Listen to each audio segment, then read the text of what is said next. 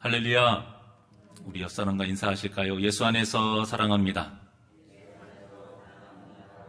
네.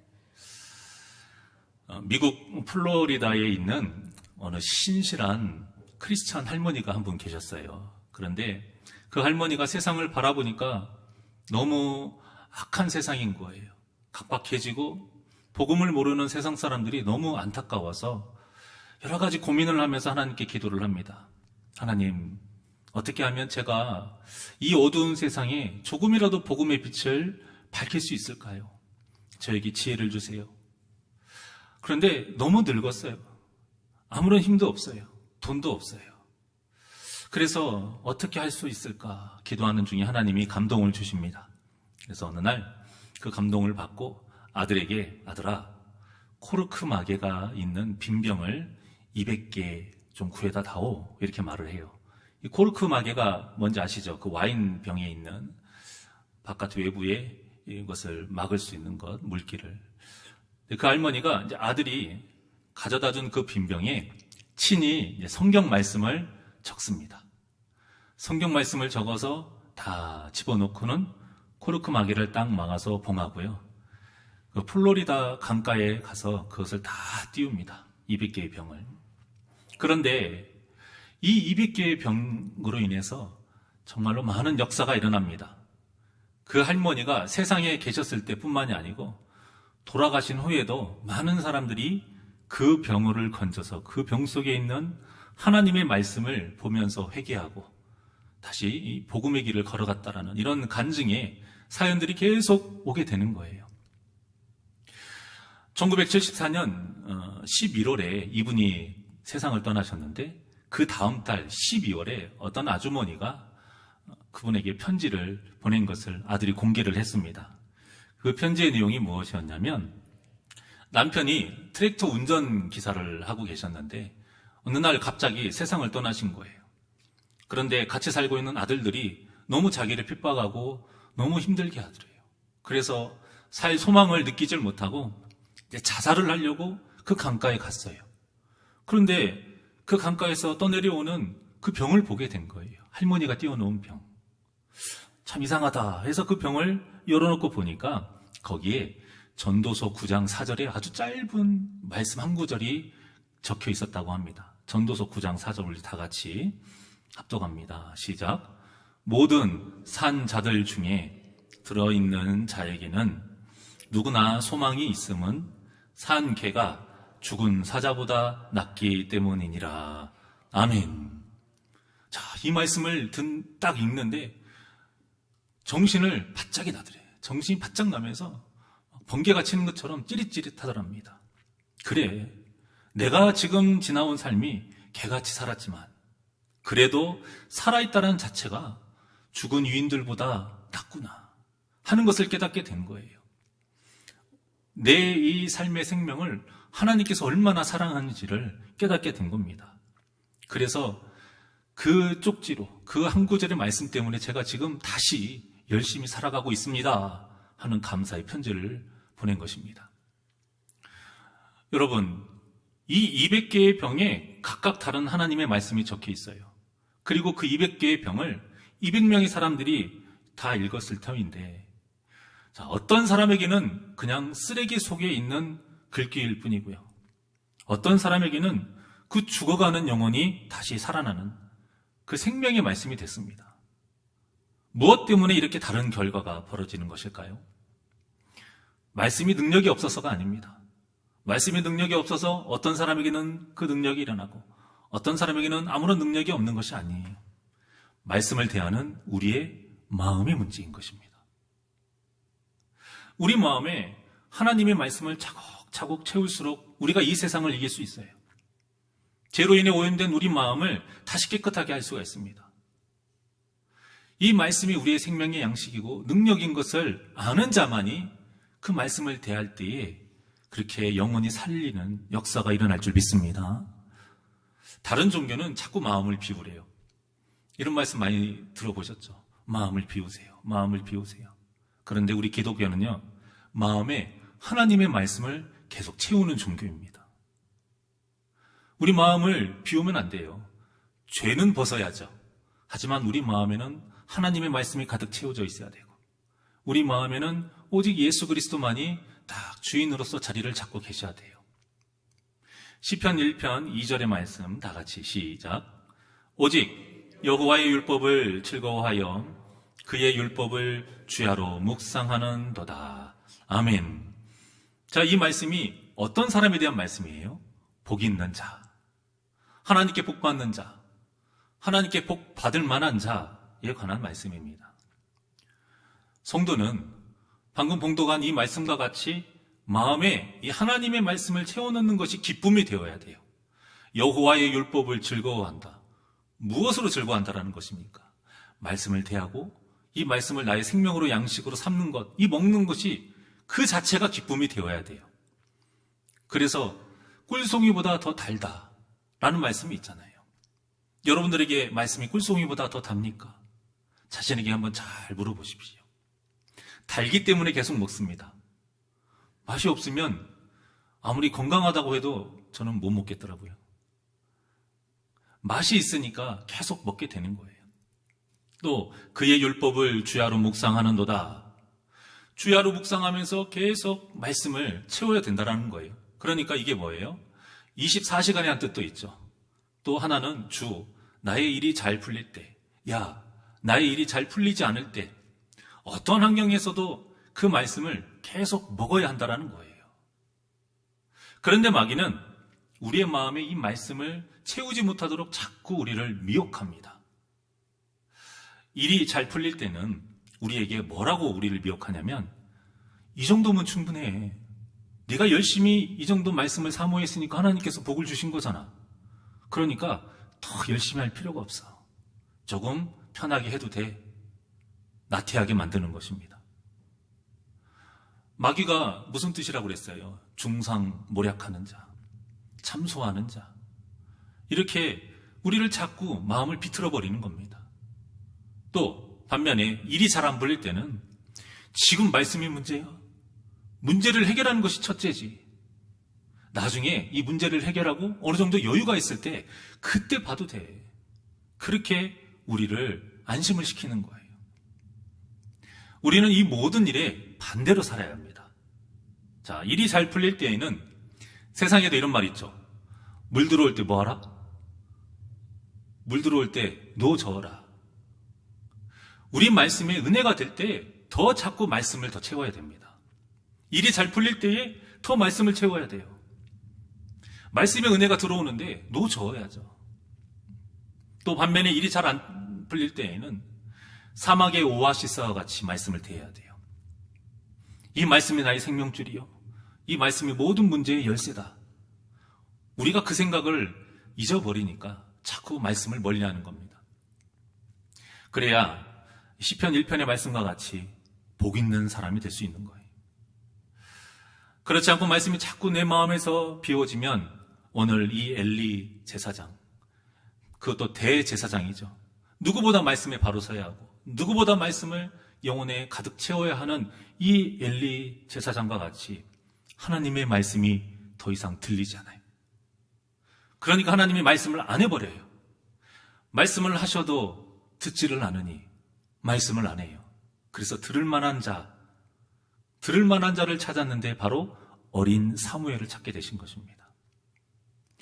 그리고 이 말씀이 이제 생명의 말씀이 아니고 어떤 말씀을 전하게 되지요? 엘리에게 심판의 말씀을 전하게 됩니다.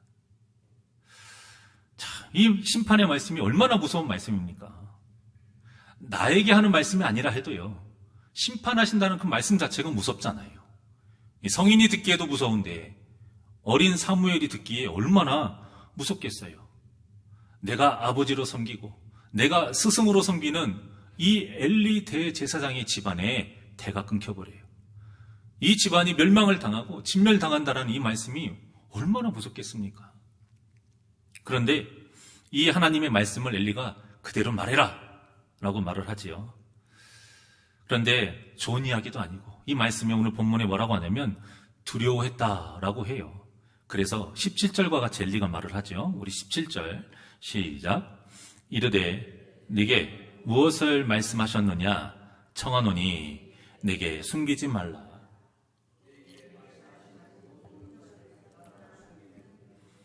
하나님이 내게 벌을 내리시고 또 내리시기를 원하노라 하는지라.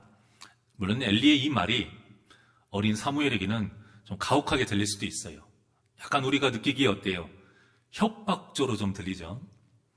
그런데 하나님의 말씀은 가감없이 전해야 됩니다. 우리가 이 뜻으로 받아들이면 은혜가 되는 거예요. 엘리의 말이라 할지라도 하나님의 말씀은 가감없이 더하지도 말고 빼지도 말고 그대로 전해야 됩니다. 그래야 말씀의 역사가 일어나는 것입니다. 그래도 대제사장으로서 이 말씀의 역사를 잘 알고 있기 때문에 그나마 어린 이 사무엘에게 이렇게 말할 수 있는 것입니다.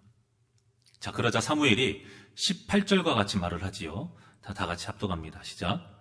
사무엘이 그것을 그에게 자세히 말하고 조금도 숨기지 아니하니 그가 이르되 이는 여호와이시니 선하신 대로 하실 것이니라 하니라. 아멘. 사랑하는 여러분, 이 말씀의 현장이 엘리와 이 사무엘이 주고받고 또 듣는 이 말씀의 현장이 우리 교회의 예배 현장이 되기를 바랍니다. 전하는 자는 사무엘과 같이 숨기지 말고 그대로 전해야 돼요. 하나님의 말씀을 담대하게 선포해야 돼요. 또 그 말씀을 대하는 자는 엘리야와 같이 자신을 향한 심판의 말씀이라 할지라도 그대로 받아들일 줄 알아야 합니다. 듣고 싶은 말씀만 들으면 안 돼요. 이렇게 전하는 자와 이 듣는 자의 바른 모습이 있는 것이 바로 살아있는 예배 현장인 것입니다. 문제는 이 반대의 예배 현장이 너무 많아요. 죽어있는 예배 현장. 목사가 아무리 하나님의 말씀을 있는 그대로 전해도 듣기 싫다는 거예요. 거북하고 원하는 말씀이 아니라고 귀를 닫아요. 도통 입술에서 아멘이 나오질 않습니다. 그러다 보니까 목사가 어떻게 돼요? 자꾸 성도의 눈치를 보게 되죠. 하나님의 말씀을 걸러서 그나마 그들이 듣기에 좋은 말씀, 그나마 나에게 딴지를 걸지 않은 그런 말씀을 골라서 전하게 돼요. 그러니까 내가 원했던 말씀이네 하는 그 말씀에 그들이 입술에서 아멘이 나와요. 또 그 아멘에 목사는 또 뿌듯해합니다. 이게 망해가는 겁니다. 이거는 살아있는 예배가 아닌 거예요. 그 아멘이 진짜 아멘이겠습니까? 그 목사의 전하는 말이 진짜 하나님께서 원하시는 참된 말씀이겠습니까? 그렇지 않다라는 겁니다. 예배는 오직 하나님을 향한 시간이고요. 예배는 오직 하나님을 위해서 드리는 시간입니다. 목사가 중심이 돼서도 안 되고 성도가 기준이 돼서도 안 됩니다. 모든 중심과 그 기준은 하나님이 되어야 합니다. 우리가 하나님의 눈치를 봐야 하고요. 우리가 하나님의 마음에 맞게 드려야 합니다. 이것이 참된 예배입니다. 이 예배 속에서 우리의 영이 살아나는 거예요. 이 예배 속에서 하나님과의 친밀한 교제가 이루어지는 것입니다. 저도 말씀을 준비할 때에 어느 누군가를 생각하면서 준비는 절대 하지 않습니다. 하지만 준비를 하다 보면 이렇게 생각나는 성도들이 있긴 해요. 그때 한편으로 이런 걱정을 저도 합니다. 이 말씀에 혹시라도 그분이 오해를 하지 않을까? 이 말씀에 자기를 겨냥하고 준비했다라고 생각하지는 않을까? 이 말씀에 그분이 더 힘이 빠지고 마음이 상하지는 않을까? 솔직히 이런 고민이 하기는 합니다. 하지만 그래도 전해야 하는 말씀이기 때문에 제가 기도하면서 전해요. 하나님, 이 말씀을 누가 듣든지 간에 있는 그대로 받아들이고 아멘으로 화답하길 원합니다 하고 기도하면서 전해요. 하나님, 분명히 이 말씀을 전할 때 마귀가 중상모략을 할 것인데 목사님이 나를 지금 보고 하는 거 아닐까? 이렇게 오해하게 만들고 마음을 비틀어 버릴 것인데 그 마귀의 음성에 하나님 귀 기울이지 않게 해주십시오. 오직 그냥 하나님의 말씀 그대로만 받게 하셔서 그 영혼이 살아나게 해주십시오. 이 기도하는 마음으로 전합니다. 이럴 수밖에 없고 이래야 됩니다. 왜냐하면 예배는 사람을 위한 시간이 아니라 하나님을 위한 시간이기 때문입니다. 온전히 하나님을 위해서 예배를 드릴 때에 우리에게 은혜가 임하는 것입니다. 그래서 우리 새날교회는 오직 하나님만을 바라보며 있는 그대로의 말씀을 전하고, 또한 우리 성도님들은 그 말씀이 달든지 쓰든지 진정으로 아멘으로 화답하여 생명의 말씀으로 받는 진정한 예배가 드려지기를 주님의 이름으로 축원합니다. 오늘날 교회가 힘이 없다고 합니다. 왜 힘이 없을까요? 그 이유는 간단합니다. 우리가 하나님의 은혜 가운데 살고 싶기는 해요. 하나님께서 많은 복을 주시기를 바라요. 그런데 말씀대로 살고자 하는 마음은 하나도 없어요. 그래서 결국 자기 마음대로 살아가기 때문에 교회에 힘이 없는 겁니다. 성도의 삶에 힘이 없는 거예요. 성도를 통해서 도무지 예수님이 보이질 않는 것입니다. 그러니까 조금만 문제가 생겨도 우리가 쉽게 흔들려 버리는 겁니다. 말씀이 우리의 마음에 없으니까 마귀의 그 중상묘랑에 그냥 넘어가요. 그래서 한 몸이런 성도를 상처를 주고요, 이 주님의 전에 많은 문제들을 일으키게 되는 것입니다. 말씀이 우리 안에 가득 차 있고 우리가 그 말씀에 순종할 때 역사가 일어날 줄 믿으시길 바랍니다. 그 믿음이 우리에게 있어야 돼요. 도대체 어떤 믿음이 있는지 그냥 믿어야지요. 너무 추상적인 믿음이 있으면 안 됩니다. 지금 대신방 기간인데 믿음에 대해서 전하는 부분이 있을 때마다 제가 빠뜨리지 않고 전합니다. 우리 믿음의 이 모습을 좀 실제적으로 가지고 살아갑시다. 너무 추상적으로 관념적으로 하지 말고 도대체 그 믿음이니까 어떻게 살아야 되느냐, 그 믿음이니까 우리가 어떻게 생각하고 받아들여야 되느냐 구체화시킵시다. 실제적으로 살아갑시다 라고 전하고 있습니다. 그래야 능력이 있어요. 요한계시록 1장 3절의 말씀을 다 같이 합독합니다. 시작. 이 예언의 말씀을 읽는 자와 듣는 자와 그 가운데에 기록한 것을 지키는 자는 복이 있나니 때가 가까움이라. 아멘. 자, 이 말씀에서 분명히 말씀하고 있어요. 말씀을 읽고 듣는 것 중요합니다. 그런데 지키는 것까지 가야 복이 있다라고 말씀을 하고 있어요. 그래야 교회의 역사가 일어나고요, 그래야 교회에 힘이 있는 것입니다. 그런데 읽고 듣는 것까지는 다 해요. 또 우리가 이렇게 예배에 앉아 있으면 들어지잖아요. 그러죠? 여러분, 듣는 것과 들어지는 것은 다릅니다. 듣는 것은 내가 사모하니까 듣는 거고요, 들어지는 것은 귀가 열려 있으니까 그냥 들어지는 거예요. 들어지면 아무런 역사가 없어요. 그런데 우리가 어떻게 착각하느냐? 들어지니까 듣는 걸로 착각을 해요. 들어지니까 깨닫는 걸로 착각해요. 그러지 않습니다. 내가 사모하고 붙잡고 들어야 깨달아지고 그 말씀이 달게 느껴지는 것입니다. 그런데 대부분의 힘이 없는 성도들의 모습을 보면 결국에는 들어도 지키지 않아요. 그러니까 복을 누리지 못하고 힘이 없는 것입니다. 고린도후서 1장 20절에 또 이 말씀이 있네요. 다 같이 시작. 하나님의 약속은 얼마든지 그리스도 안에서 이해가 되니 그런즉 그로 말미암아 우리가 아멘 하여 하나님께 영광을 돌리게 되느니라. 아멘. 이 정말로 그리스도인의 실제 삶의 모습을 말씀하고 있어요. 말씀을 대하는 성도란 이런 성도다. 진짜 예배를 드리는 성도는 이런 성도다. 하나님의 말씀이 여러분들 정말로 이해가 돼야 된다는 거예요. 예수 안에서 구원받은 자들은 반드시 하나님의 그 약속을 아멘으로 받아야 한다는 것입니다. 그러면 이루어진다. 하나님의 약속은 이루기 위해서 하시는 거예요. 그런데 우리가 그냥 습관적으로 아멘 되면 좋고요, 안 되면 뭐 어쩔 수 없고요, 은연중에 이런 마음이 있을 수 있다는 것입니다. 그런데 우리에게 진짜 믿음이 있다면 어떤 믿음이 있어야겠습니까? 하나님께서 약속하신 모든 말씀은 우리 생각에 봤을 때 절대 이루어지지 못할 것 같은 약속이라 할지라도 반드시 이루어지리라. 이 마음을 품고 아멘으로 받는 것이 진짜 믿음입니다. 그런데 더 귀한 말씀이 뭐냐면 아멘 했을 때 하나님께 영광을 돌리게 된다라고 말씀하고 있어요. 이게 무슨 말씀이냐? 우리가 하나님의 말씀을 아멘으로 받고 그 말씀에 순종하며 살아가게 되면 세상 사람들에게 살아계신 하나님의 그 증거가 나타나게 된다는 겁니다. 우리를 통해서 하나님을 보게 된다는 거예요. 도대체 하나님께 영광을 돌린다는 게 무슨 뜻일까요?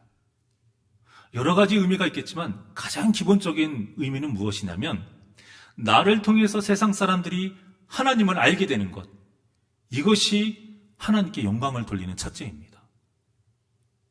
도무지 나를 통해서 하나님이 보이지 않아요. 도무지 나를 통해서 예수님이 보이질 않아요. 이것은 하나님을 영화롭게 하는 게 아니에요. 하나님께 영광 돌리는 게 아니에요. 여러분, 모든 하나님의 말씀을 실제적으로 우리가 생각하고 삶으로 우리가 행동하면서 살아야 됩니다. 그냥 하나님께 영광이요 이러고 끝날 것이 아니에요. 이 말씀이 그 말씀이에요. 우리의 삶을 통해서 하나님께 영광 돌리는 삶을 살아라. 그러려면 말씀에 아멘으로 화답하고 순종하라. 이 말씀인 것입니다. 그러니까 지금 우리를 통해서 하나님이 드러나질 않는다? 결국에는 그 말씀이 뭐냐면 우리가 지금 말씀대로 살아가지 않고 있다는 것입니다. 오늘 본문만 해도 그래요. 엘리가 지금 사무엘을 통해서 주신 그 하나님의 말씀을 제대로 받았다면 엘리가 이렇게 나오면 안 돼요. 어떻게 나와야 될까요?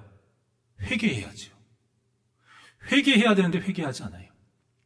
아무리 하나님께서 단언하셨다 할지라도 반드시 너를 진멸할 거야. 반드시 다 싹 씨를 말려버릴 거야. 하나님께서 이렇게 말씀을 하셔도 그래도 자신의 죄를 뉘우치기 위해서 진정으로 회개를 했어야죠. 그런데 엘리의 반응이 어땠습니까? 아까 18절에 나온 것처럼 이는 여호와이시니 선하신 대로 하실 것이니라. 애매합니다, 태도가. 틀린 말은 아닌데 어떤 성경학자는 대놓고 비판을 하는데 어떻게 비난을 하냐면 용서해달라는 용기는 없으면서 선을 베풀어 주시는 그 하나님을 바라는 그 속내로 하나님께 책임을 떠넘기는 비겁한 모습이다. 이렇게 말을 해요. 무엇이 됐든 간에 여러분, 중요한 것은 엘리가 지금 회개를 하지 않았다는 겁니다. 우리가 잘 알고 있는 니느웨를 한번 보실까요?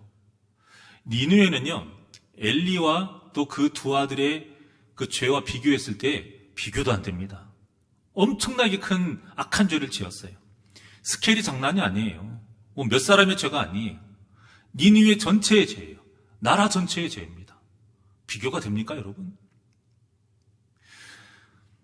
제사의 음식을 훔치는 정도가 아니에요, 지금 이 죄는. 피를 흘리고 생명을 앗아가고 하나님을 조롱하고 멸망당할 수밖에 없는 죄인 거예요. 그래서 요나를 통해서 그 심판의 말씀을 선포하게 하신 것입니다. 우리 요나 1장 1절에서 2절까지 다 같이 시작. 여호와의 말씀이 아미떼의 아들 요나에게 임하니라. 이르시되 너는 일어나 저 큰 성읍 니느웨로 가서 그것을 향하여 외치라. 그 악독이 내 앞에 상달되었음이니라 하시니라. 아멘. 이 말씀은 이제는 하나님의 말씀은 무엇이냐면 더 이상의 기회는 없다 이거예요. 그런데 요나가 하나님의 사람이잖아요. 하나님이 어떤 분인지를 너무 잘 알아요. 하나님이 지금 기회를 다시 주시려고 하는구나. 이건 분명히 하나님이 말씀을 이렇게 하시지만 기회를 주시는 거야. 그걸 알아차린 거예요. 그래서 도망을 했죠. 저는 싫습니다. 저는 니느웨가 망하기를 바랍니다. 도망간 거예요. 근데 결국 하나님께 붙잡혔죠. 그래서 그 물고기 뱃속에서 3일 동안 회개 기도를 하고 회복이 돼서 다시 이제 사명을 완수하러 니느웨로 출발을 하는데요. 그 마음이 완전히 풀어지진 않아요. 자, 요나서 3장 3절과 4절의 말씀을 봅시다. 시작. 요나가 여호와의 말씀대로 일어나서 니느웨로 가니라. 니느웨는 사흘 동안 걸을 만큼 하나님 앞에 큰 성읍이더라.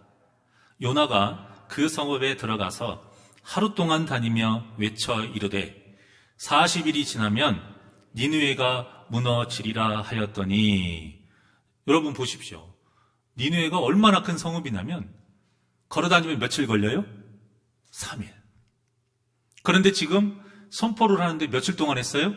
하루. 그러니까 다 돌아다니긴 했어요. 빠른 걸음으로 돌아다녔는데 말도 성의가 없어요. 뭐라고 해요? 아주 짧고 굵게. 40일이 지나면 무너진다. 그냥 이 말만 하고 다닌 거예요. 그것도 하루 동안에. 얼마나 대충 한 겁니까? 제대로 전한 게 아니라니까요. 그냥 대충 전한 거예요. 망했으면 하는 뜻에서.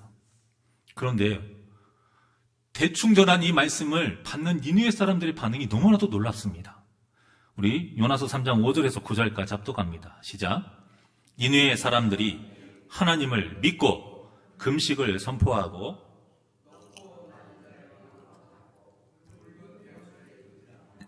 그 일이 니느웨 왕에게 들리매 왕이 보좌에서 일어나 왕복을 벗고 굵은 베옷을 입고 제2에 앉으니라. 왕과 그의 대신들이 소설을 내려 니느웨에 선포하여 이르되 사람이나 짐승이나 소떼나 양떼나 아무것도 입에 대지 말지니 곧 먹지도 말 것이요 물도 마시지 말 것이며 사람이든지 짐승이든지 다 굵은 베옷을 입을 것이요 힘써 하나님께 부르짖을 것이며 각기 악한 길과 손으로 행한 강포에서 떠나야 할 것이라. 하나님이 뜻을 돌이키시고 그 진노를 그치사 우리가 멸망하지 않게 하시리라. 그렇지 않을 줄을 누가 알겠느냐 한지라. 아멘. 어떻습니까, 여러분? 엘리야하고는 완전 다른 반응 아닙니까? 여러분, 이 모습은 상상할 수가 없는 거예요. 40일 뒤면 니네 무너져. 이 말씀에 지금 5절에 뭐라고 했습니까? 니느웨 사람들이 하나님을 뭐 했다? 믿었다. 믿음이 이렇게 큰 것입니다. 그런데 여러분, 금식을 선포했다고 했는데요. 이게 금식일까요? 단식이에요, 여러분. 우리가 금식을 하면 물은 마시잖아요. 근데 물도 못 마시게 합니다. 사람만 그렇습니까? 가축에게까지 합니다. 오죽하면 가축에게, 그 짐승에게 뭘 입혀요? 사람이나 입는 굵은 그 베옷을 입히는 거예요. 초상났다 이거예요. 우린 다 죽게 됐다 이거예요. 진짜 그 말씀을 믿은 거예요. 그런데 이것이 어디에서부터 시작되냐? 왕에서부터. 모든 백성에 이르기까지 다 똑같이. 그런데 이게 가식이 될 수가 있잖아요. 가식이 아닌 것이 8절에 나옵니다. 뭐라고 하냐면 각기 악한 길과 손으로 행한 강포에서 떠날 것이라. 죄짓지 말라는 거예요. 지금 당장. 그런데 이 뜻이 끝에가 무엇이냐면요. 이렇게 하면 하나님께서 우리를 용서해 주실 거야. 확신을 가지고 한 게 아니라니까요. 그 확신을 가지고 한 게 아니고 우리가 정말 이렇게 회개를 하면 혹시라도 0.0001%라도 하나님이 마음을 돌이키실지 누가 알겠느냐. 이 마음으로 한 겁니다. 하나님을 믿지 않았고 하나님을 대적했던 이 원수 니느웨 사람들 또한도 그 짧은 한 마리 대충 요나가 망했으면 하는 바람에서 그냥 형식적으로 내뱉은 그 말 한마디를 믿고 이렇게까지 진실되게 자기들이 할 수 있는 최선을 다해서 회개했어요. 한 줄기 그 소망을 품고 회개를 한 거예요. 엘리야하고는 너무나도 대조적입니다. 이들이 어떻게 됐습니까? 요나서 3장 10절의 말씀입니다. 시작. 하나님이 그들이 행한 것 곧 그 악한 길에서 돌이켜 떠난 것을 보시고 하나님이 뜻을 돌이키사 그들에게 내리리라고 말씀하신 재앙을 내리지 아니하시니라. 아멘. 할렐루야. 이 하나님의 역사가 우리에게 임하길 원합니다. 여러분, 이 역사가 별거 아닌 것 같습니까? 우리가 지은 죄가 별거 아닌 것 같으세요? 예수님을 믿었으니까 우리가 정말 깨끗해진 것 같습니까? 저는 부끄럽지만 솔직히 고백하지만 오늘도 제 마음속으로나 행했던 어떤 죄들이 결코 가볍지 않습니다. 우리가 율법에 근거해서 보면 여러분 오늘 하루 잘 마음속에 한번 되새겨 보세요. 죽을 수 있는 죄를 안 지은 적이 없으신가? 하나라도 지은 것이 없으신가? 여러분 잘 생각해 보십시오. 예수님 말씀하셨어요. 형제를 나가라 하고 미련한 자다 하면은 지옥에 떨어뜨려 버린다고 하셨습니다. 죽을 죄잖아요, 여러분. 마음속에 미움 하나 가진 적 없으십니까? 여러분의 삶이, 우리의 삶이 니느웨하고 별 차이가 없다고 여러분, 저 별 차이 없어요.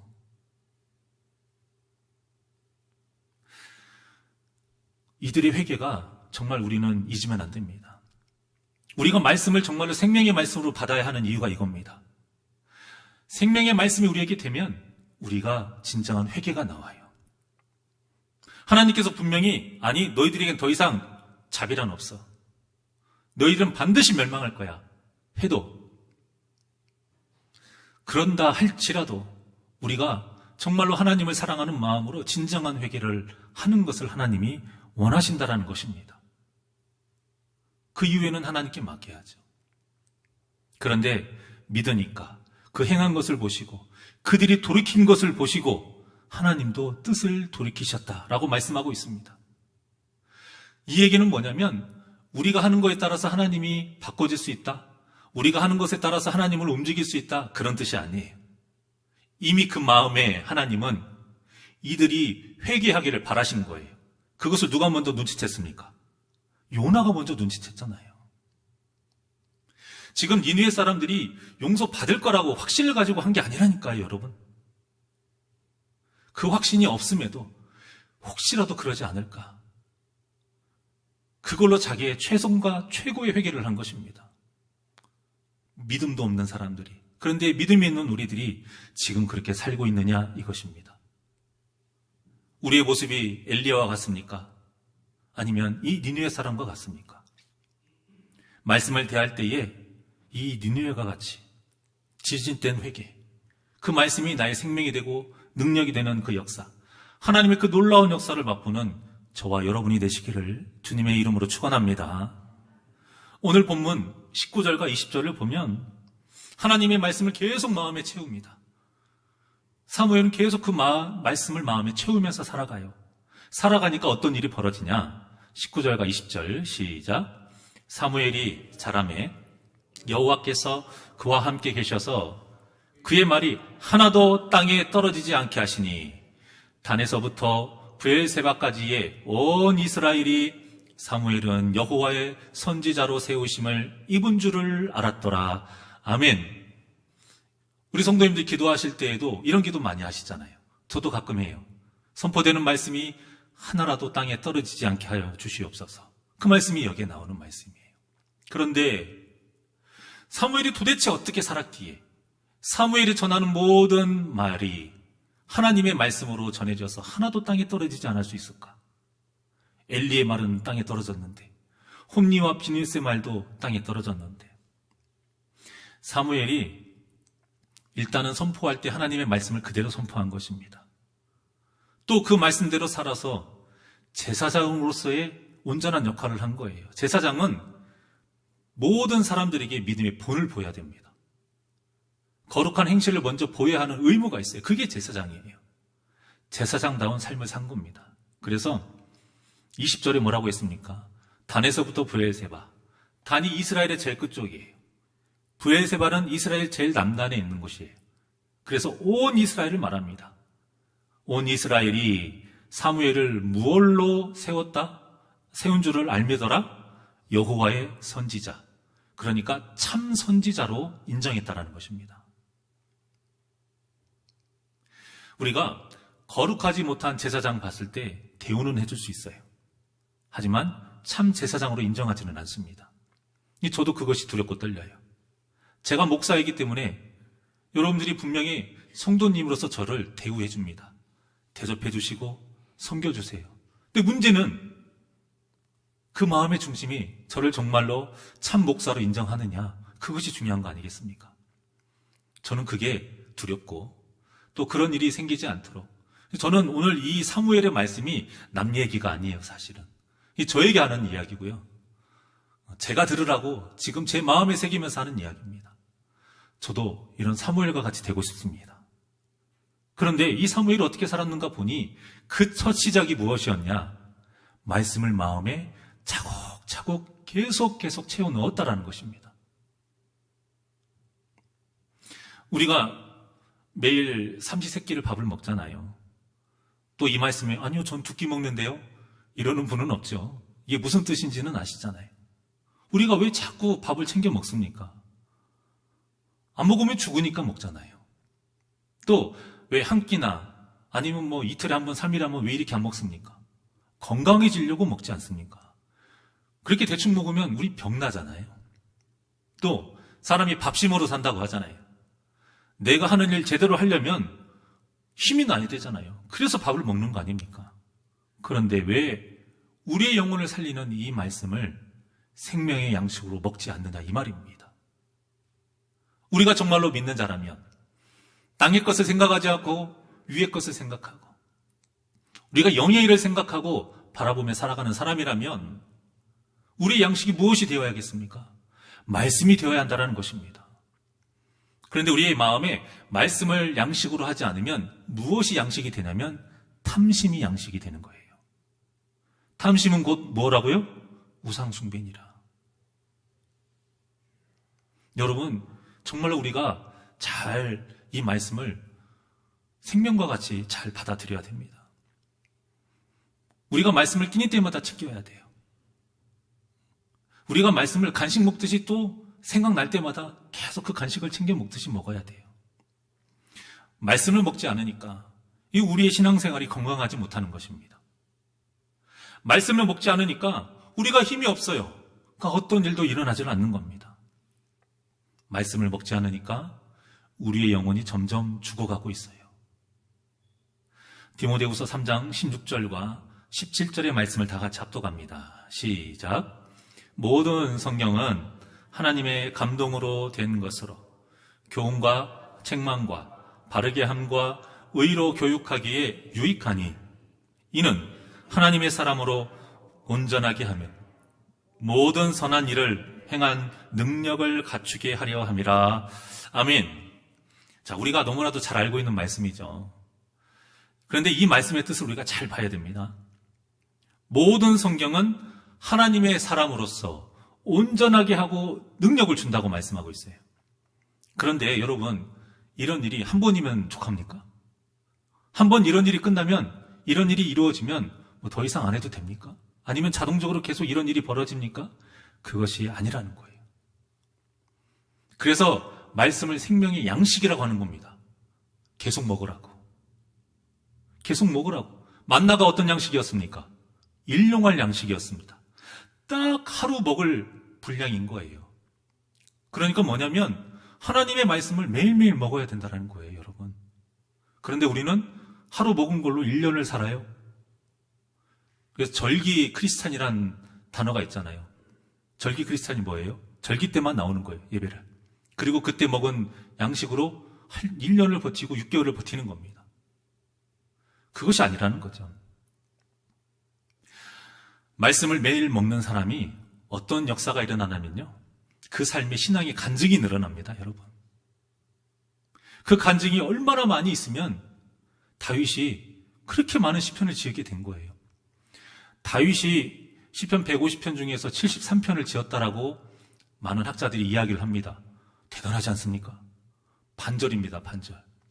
시편은요, 내가 머릿속에서 지어 짜내는 시가 아니에요, 여러분.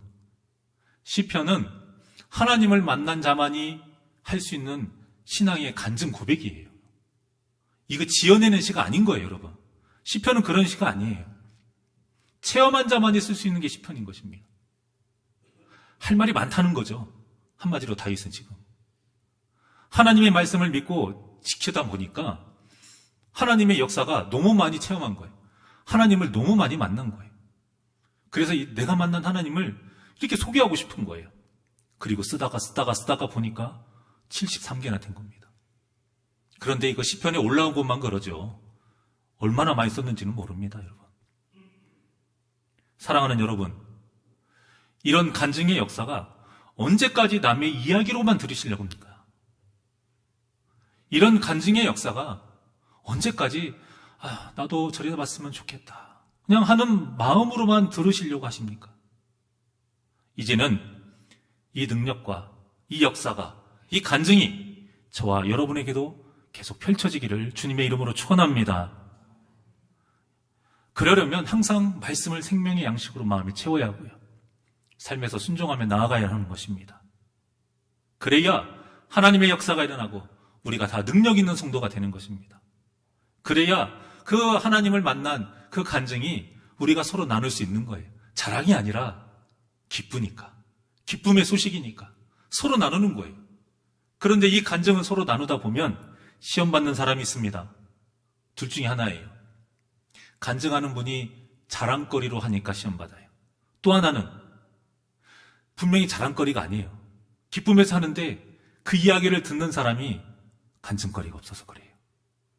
그러니까 시험 드는 거예요.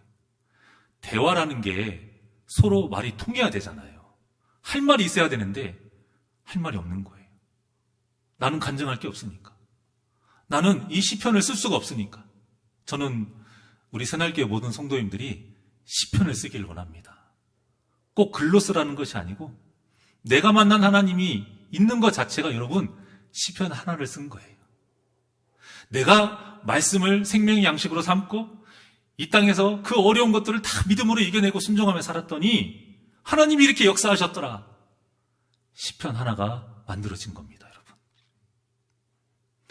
여러분들이 이 다윗과 같이 여러분의 인생에 많은 이 아름다운 시편이 써지기를 주님의 이름으로 축원합니다. 그래서 이 땅에 하나님을 증거하는 복된 저와 여러분이 되시기를 주님의 이름으로 간절히 축원합니다. 이 시간 주님 다시 오실 때까지 하나님께 찬양하겠습니다.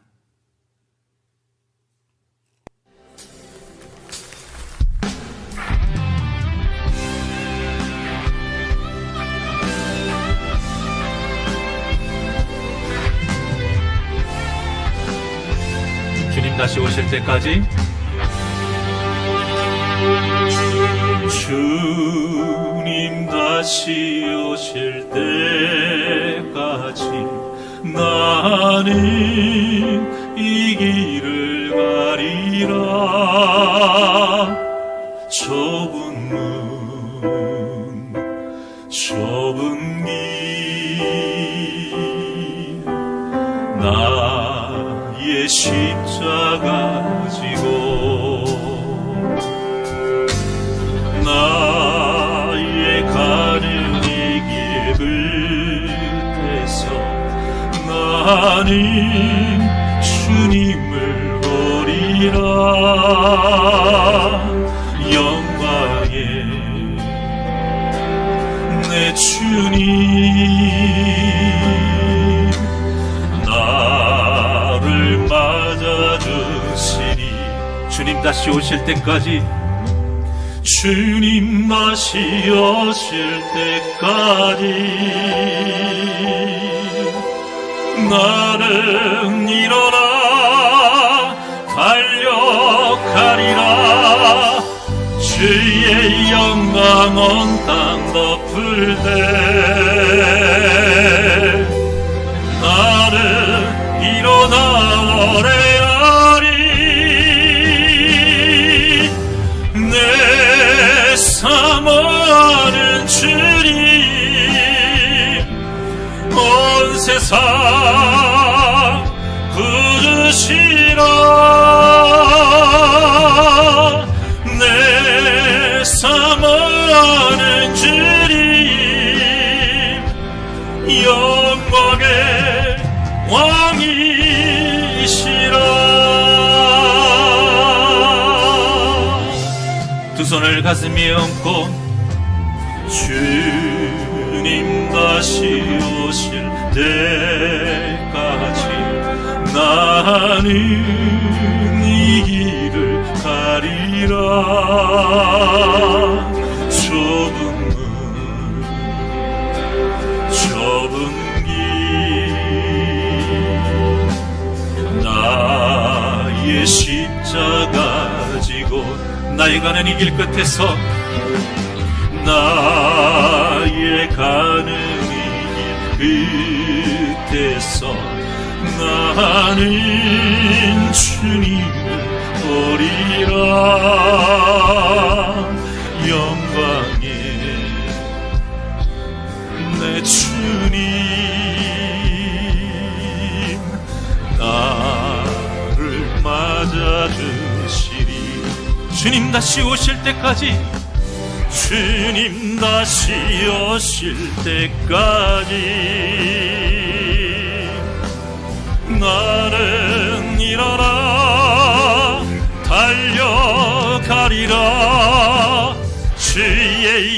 광원 땅 덮을 때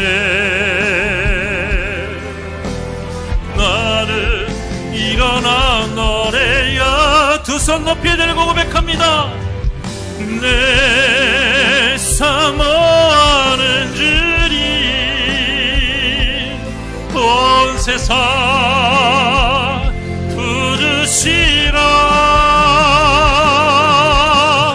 내 사모하는 주님 영광의 왕이신 내 사모하는 주님 내 사모하는 주님 온 세상 부르시라. 내 사모하는 주님 영광의 왕이시라.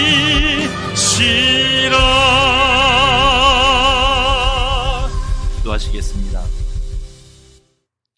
언제나 우리를 사랑으로 긍휼을 베푸시는 주님, 아무리 죄를 지었어도 우리를 끝까지 살리시고자 눈물로써 애타는 마음으로써 우리에게 끝까지 기회를 주시는 그 하나님, 하나님의 그 마음을 우리가 마음에 새기고 언제나 말씀을 우리의 생명으로, 생명의 양식으로 삼고 주야로 그 말씀을 묵상하며 먹으며 그 말씀을 순종하며 지키며 살아감으로 인해 하나님을 기쁘시게 하고 그 말씀이 우리에게 능력이 되게 하여 주시고 그 말씀으로 우리가 더욱더 살아나는 역사가 이루어지게 하여 주시옵소서.